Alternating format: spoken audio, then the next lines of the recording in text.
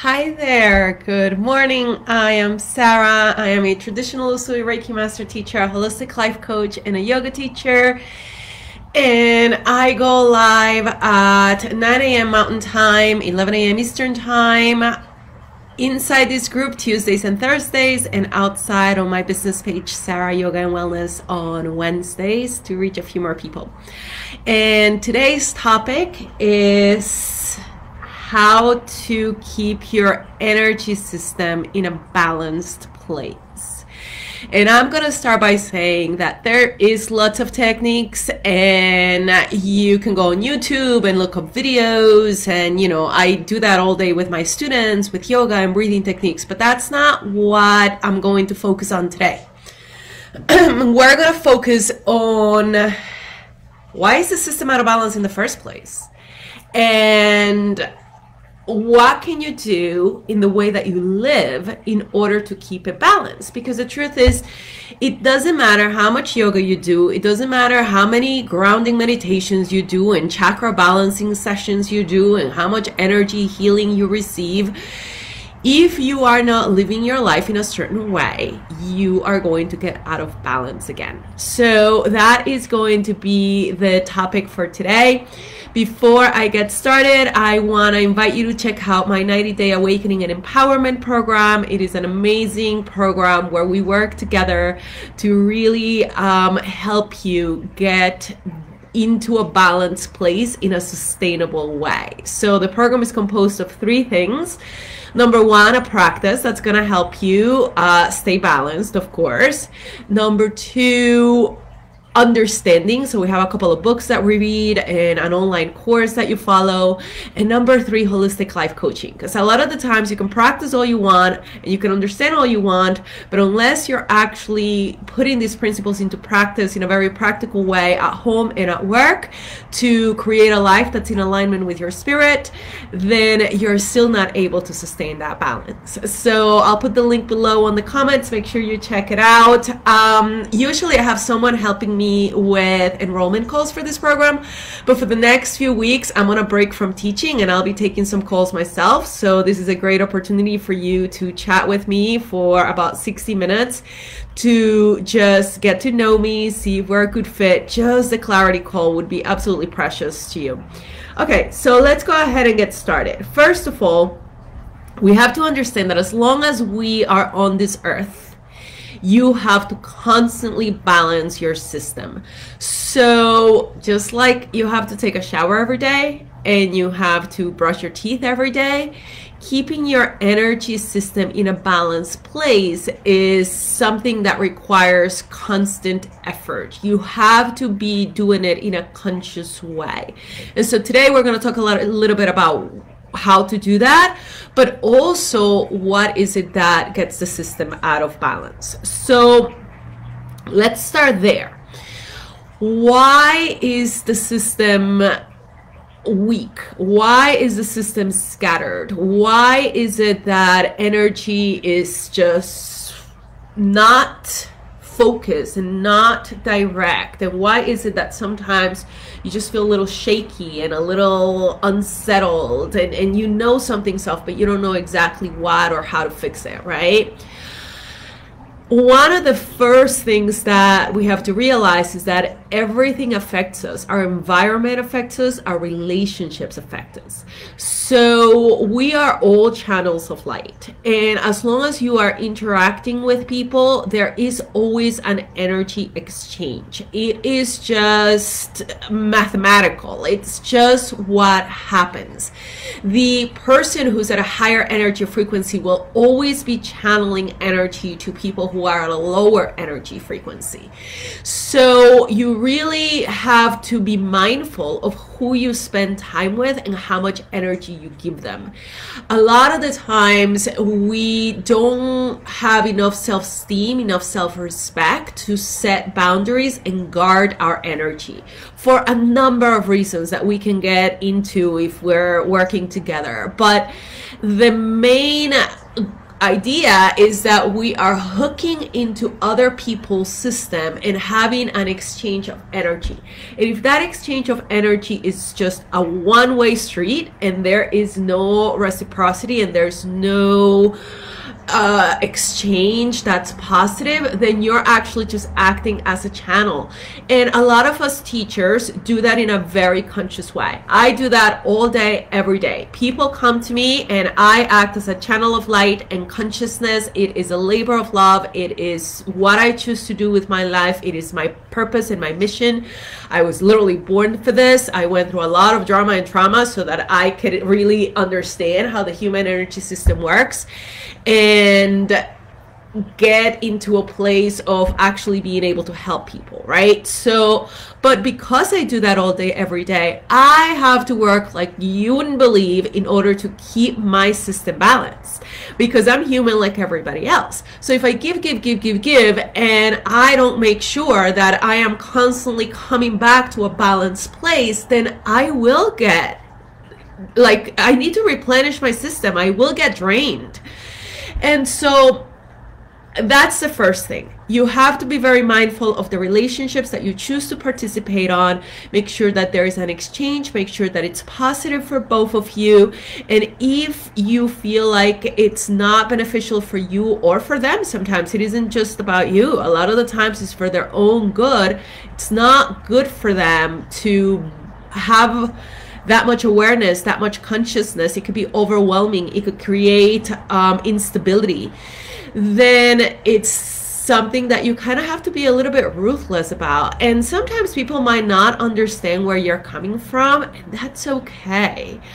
As long as you do it out of a place of love and respect for yourself and for your energy, and love and respect for the other person and their energy. Okay, so what you don't want to do is you don't want to do it from, you don't want to set boundaries from a place of fear. You don't want to set boundaries from a place of judgment. You don't want to set boundaries from a place of aversion. You don't want to set boundaries because you want to avoid and you don't want to deal with it.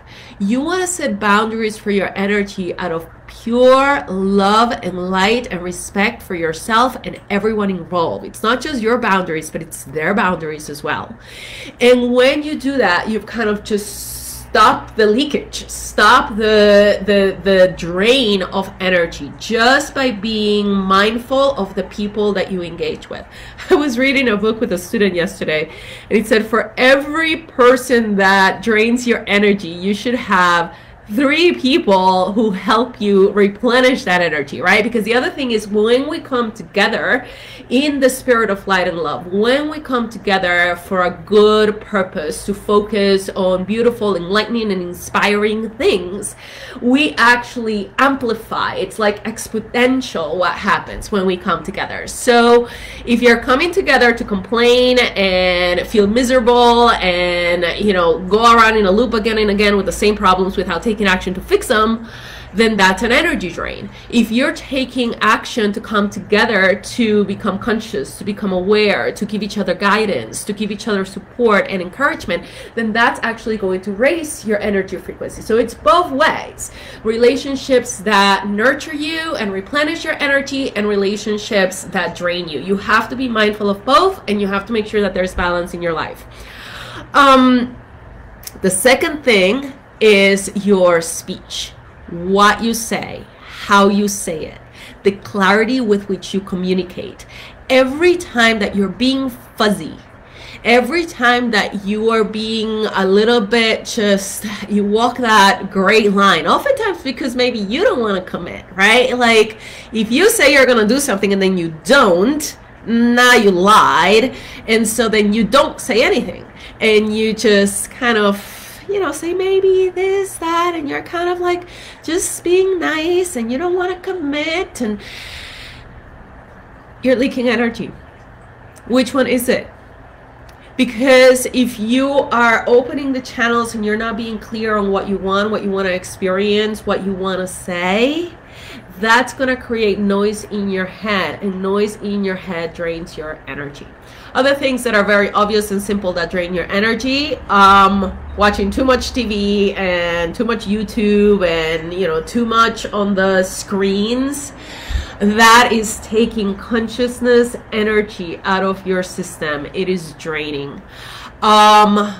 Food, heavy to massive food that is hard to digest, takes a lot of energy out of your system. Everything is intertwined. But those things I think are pretty basic, so I don't want to get too caught up in that, because I do want to talk about what to do to balance it, right? So how do you replenish your energy, and how do you constantly come back to a balanced place? First, you make sure you're not leaking energy with relationships, and then you make sure that you're being clear with your speech and your intentions, so that you are like laser focused and you can channel clearly your energy. But inevitably, because we live in the world and we have to work and we have families, and there's just the nature of nature and of being alive and of aging, right? Of just the energy that takes to get through your day, you are going to have to constantly replenish. So one of my favorite things to do is walk in nature.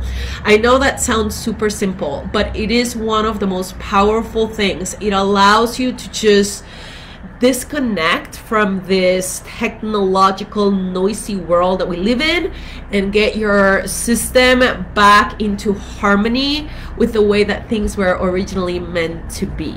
All right, and if you just pay attention, you will see the minute that you step foot into just a little walk around the park near water or mountains or whatever you have handy. Like, it doesn't have to be, it could be a city park if you live in a city,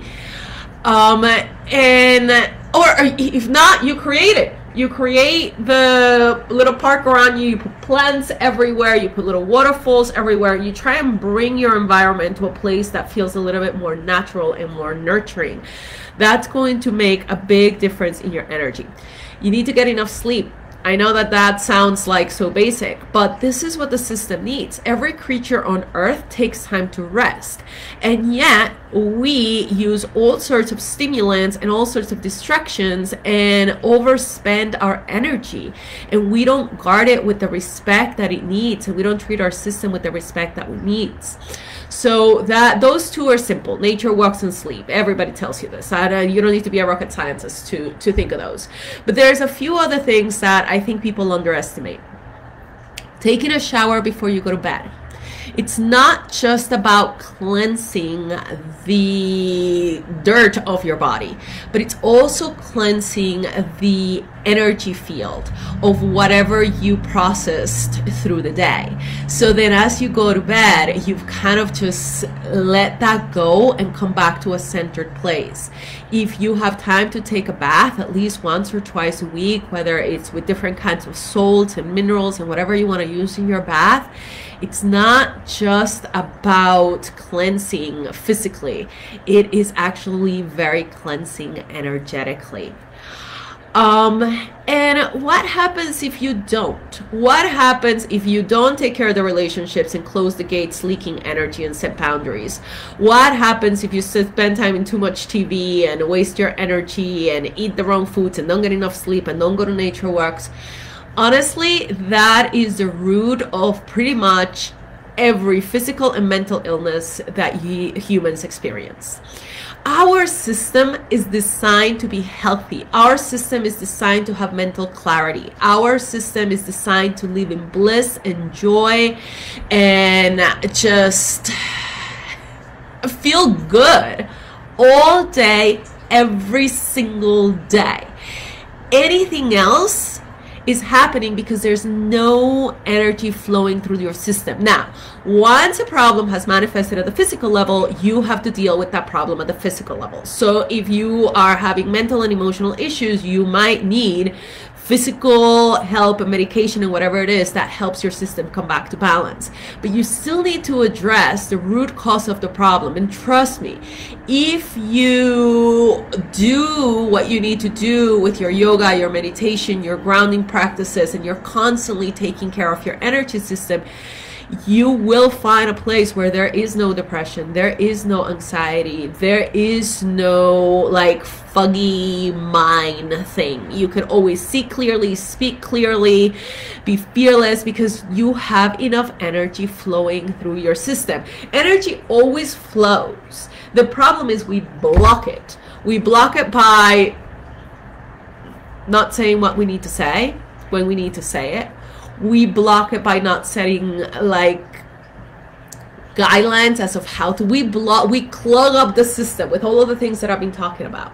So if you begin to unclog the system, energy will flow, and this universal intelligence will heal whatever is happening at the physical level, at the mental level, at the emotional level, and at any level. Okay, you will have more energy to do the work that you need to do spiritually if your physical body is aligned and your mental body and your emotional body are being taken care of. And it all begins with having enough energy flowing through the system for this to happen. So I would invite you to take just one of these tips, whatever one resonated with you. If you can go for a nature walk, if you can take a bath, if you can get enough sleep, if there's somebody that you're fighting with in your head that you need to kind of just, from a place of love and light, set boundaries with. If there is something that you are doing that you do not want to be doing, you're leaking energy. If there's something that you want to be doing and you're not doing because of, I don't know, time, money, expectations, whatever the reason is that you're not allowing yourself to follow your heart and do what you need to do, you are blocking energy, because energy is trying to flow through you. So you go in a certain direction and you're not listening because the mind puts all sorts of blocks in the way. So then you stop yourself from doing it, and now you've stopped the flow of energy. So that is kind of like my no nonsense, no woo-woo, like very practical guidance that I follow myself every day in order to do the work that I do. It is not that complicated, guys. You don't need to go up to a mountain and find the most enlightened guru teacher to help you clean your energy system. You just need to take responsibility for how you live your life in a very conscious way. Stop the leaks and remove the blockages, and energy will just flow. So that is my little chat for today. Thank you so much for watching. Again, I'm Sarah. I am a traditional Usui Reiki master teacher, a holistic life coach, and a yoga teacher. I have been practicing for 20 years. I have been teaching for 10. I am a true master in the sense of the world. I was talking to someone who's helping me with some of the stuff I have to put online now that I belong to this online world. I don't belong to anything, but now that I'm part of this online world, and she's trying to like describe my niche, and she says it's like you've mastered, everybody has a thing that they've mastered, and then she kind of put it into her, she says you've mastered life, and I'm like, I know. And that is that's the biggest gift that anyone could ever receive, and that's the biggest gift that I can give anyone. So if you are looking for guidance, if you are looking for that clarity, if you are looking for mastery of self, mastery of life, look no further. Just book a call with me. I might be direct and a little scary, but I come from a place of light and love, I promise. So I look forward to hearing from you. I'll put the link to my 90-day program on the comments below. Have a wonderful day. Oh my goodness, and Merry Christmas. Merry Christmas. Have a wonderful weekend, holiday weekend with your family and your loved ones. And I hope they don't drain too much energy. Oh, okay, one last thing. Drinking, drugs, smoking drains your energy like nothing else. Nothing else I matter. I mean, to me, I'm taking that for granted. But now that I say holidays, when you are inebriated, it's like your conscious self leaves the house unattended. And now negative energies and entities can come through, especially from the people that are close to you, that are family. Okay, this Merry Christmas message just went away. But I was wishing you Merry Christmas, and I'm wondering what people do in Christmas. I live like a monk, so my Christmas is very quiet and zen. But it's one of those things. This is why people wake up the next day like, oh my goodness, you need a break from the Christmas break. It's crazy. So be mindful of your energy, stay conscious, keep your body clean so that you can have an actual Merry Christmas, a real Merry Christmas full of love and light, the way that Christmas was meant to be. Okay, I'll stop rambling now. Thank you guys for watching. Have a blessed day. Namaste.